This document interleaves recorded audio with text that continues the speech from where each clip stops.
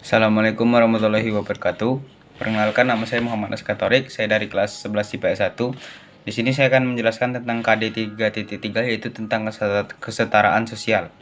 Apa sih kesetaraan sosial itu? Kesetaraan sosial adalah tata politik di mana semua orang dalam suatu kelompok masyarakat atau kelompok tertentu memiliki status sosial yang sama.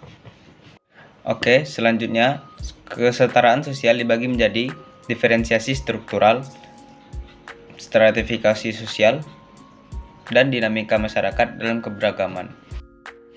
Yang pertama yang akan saya jelaskan adalah tentang diferensiasi struktural yang terbagi menjadi 3, yaitu status, peran, dan mobilitas masyarakat. Yang pertama adalah kedudukan atau status. Menurut Rocek dan Warren, ini terbagi menjadi 3, yaitu status dalam lingkungan kerja, status dalam lingkungan kekerabatan, dan status dalam lingkungan religius serta politik. Adapun cara memperoleh kedudukan atau status ada 3. Yang pertama adalah melalui turun-temurun atau secara kelahiran. Yang kedua adalah usaha dengan sengaja tanpa pengaruh dari kelahiran. Dan yang ketiga melalui penghargaan seperti pahlawan, Nobel, dan tentara.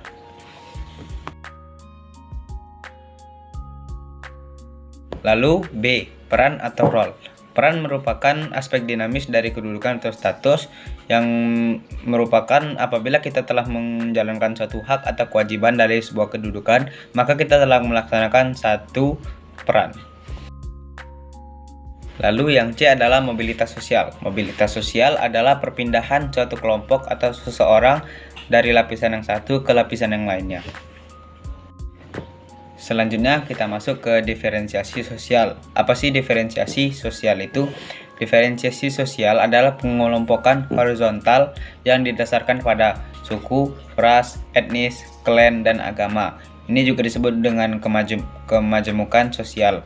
Lalu ada juga pengelompokan berdasarkan profesi dan jenis kelamin yang disebut dengan heterogenitas sosial.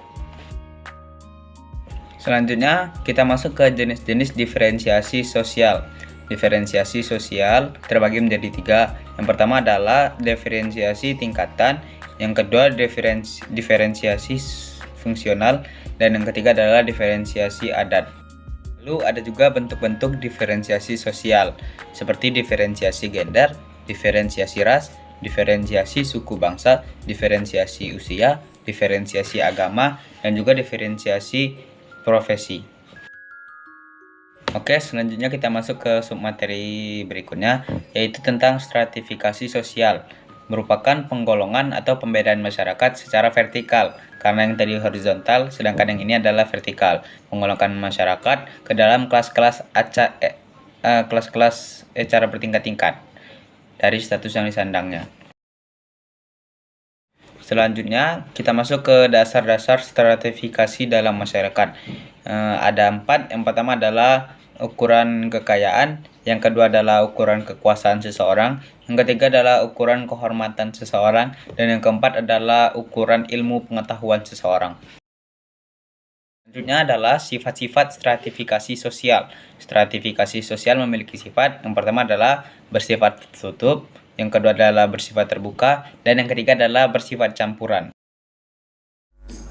Yang A bersifat tertutup. Dengan sifat dan tertutup membatasi seseorang untuk berpindah dari satu lapisan ke lapisan yang lain. Lalu bersifat terbuka. Dalam sistem pelapisan yang bersifat terbuka, setiap anggota masyarakat memiliki kesempatan untuk menduduki lapisan yang paling atas. Sedangkan yang C bersifat campuran.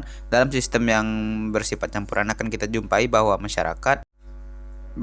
untuk hal-hal tertentu menggunakan sistem tertutup, sementara pada hal lain menggunakan sistem terbuka. Selanjutnya kita akan masuk ke dalam bentuk-bentuk stratifikasi sosial.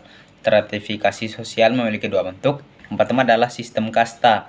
Sistem kasta adalah bentuk stratifikasi sosial yang memberi garis secara jelas antara satu lapisan dan lapisan yang lainnya.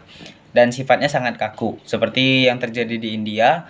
Lalu yang kedua adalah sistem kelas. Sistem kelas adalah lebih bersifat dinamis dan fleksibel. Kelas sosial bukanlah warisan dari keluarga, karena setiap individu dapat memperolehnya dengan usaha yang benar-benar keras. Dan yang terakhir adalah makna keragaman. Makna keragaman adalah suatu kenyataan yang tidak perlu dipermasalahkan, sehingga kesetaraan antar manusia akan menghantarkan hidup manusia menjadi enak, tentram, dan senang hati. Persatuan dan kesatuan bangsa yang terwujud dari sejumlah suku bangsa yang semula merupakan masyarakat yang berdiri sendiri dan mendukung kebudayaan yang beraneka ragam, itu perlu diperkokoh dengan kerangka acuan yang bersifat nasional, yaitu kebudayaan nasional.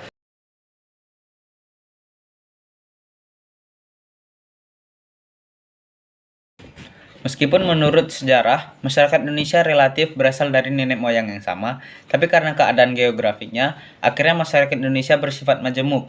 Kondisi geografi yang menjadi penyebab kemajemukan masyarakat adalah yang pertama adalah bentuk wilayah yang berupa kepulauan. Kondisi ini mengakibatkan meskipun berasal dari nenek moyang yang sama, tetapi akhirnya mereka terpisah-pisah di berbagai pulau yang saling berbeda, sehingga masing-masing terisolasi dan mengembangkan kebudayaan sendiri. Jadilah masyarakat Indonesia mengalami kemajemukan etnik atau suku bangsa karena kepulauan ini. Lalu yang kedua adalah letak wilayah yang strategis. Letak wilayah yang strategis di antara dua benua dan dua samudera mengakibatkan Indonesia banyak didatangi oleh orang-orang asing yang membawa pengaruh unsur kebudayaan. Jadi, unsur kebudayaan Indonesia dan unsur kebudayaan asing tersebut saling mencampur sehingga terbentuk kebudayaan baru. Dan yang ketiga adalah variasi iklim. Jenis serta kesuburan tanah yang berbeda di antara beberapa tempat. Misalnya daerah Indonesia bagian timur yang lebih kering, tumbuh menjadi suku bangsa peternak. Mungkin segitu saja yang dapat saya sampaikan. Lebih dan kurangnya saya mohon maaf. Saya akhiri dengan wabillahi taufiq wal hidayah. Wassalamualaikum warahmatullahi wabarakatuh.